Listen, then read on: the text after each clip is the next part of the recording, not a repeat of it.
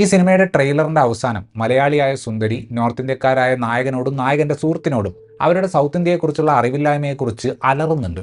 തെറ്റ് മനസ്സിലാക്കി തിരുത്താൻ പോവുകയാണ് എന്ന് തോന്നിപ്പിക്കുന്ന രീതിയിൽ എടുത്തു വെച്ചിട്ടുള്ള ഈ സീൻ കണ്ടു കഴിഞ്ഞാൽ തന്നെ മനസ്സിലാകും, ഈ പടം ഉണ്ടാക്കാൻ നോക്കുന്നവർ ഇപ്പോഴും സൗത്ത് ഇന്ത്യയെപ്പറ്റി കാര്യമായി ധാരണയില്ലാത്ത നോർത്തിലുള്ളവരെ തൃപ്തിപ്പെടുത്താനുള്ള ലെവലിൽ മാത്രമേ ഈ സിനിമയ്ക്ക് വേണ്ടി മെനക്കെട്ടിട്ടുള്ളൂ എന്ന്. പൊതുവെ ഒരുവിധം എല്ലാ ഇൻഡസ്ട്രികളിലും എഴുത്തുകാരോട് വലിയ മതിപ്പുണ്ടാകാറില്ല. അതുകൊണ്ട് തന്നെ ഈ സിനിമയുടെ കാര്യത്തിലും കൾച്ചറൽ ഒതന്റിസിറ്റി നോക്കാൻ വേണ്ടി ഒരു മലയാളിയായ രചയിതാവിനെ കൂടെ കൂട്ടാൻ അവർക്ക് വലിയ താല്പര്യം ഉണ്ടായില്ല. ബൈ ദ ബൈ, ആ ട്രെയിലറിന്റെ അവസാനം മലയാളിയായ നായിക ദേഷ്യം പിടിച്ച് അലറുന്നത് എന്താണെന്ന് മനസ്സിലായില്ല എന്ന് പലരും പറയുന്നത് കേട്ടു. Bloody North Indians, ignorant, illiterate, arrogant, entitled, you bloody thenga, ഇതാണ് പുള്ളിക്കാരി പറഞ്ഞത്. ചുരുക്കി പറഞ്ഞ 5 പൈസയുടെ ആത്മാർത്ഥതയില്ലാതെ ആത്മവിമർശനം നടത്തിയതാണ് നമ്മൾ ആ കണ്ടത്.